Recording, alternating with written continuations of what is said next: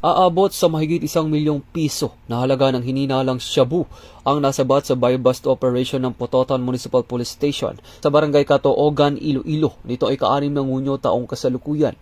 Kinilala ng mga otoridad ang naarestong high-value individual na drug suspect na si alias Ian, 28 anyos. Nakuha mula sa suspect ang mahigit kumulang 150 gramo ng hininalang shabu na may tinatayang halagang 1,020,000 pesos kasama ang buy-bust money at non-drug evidence.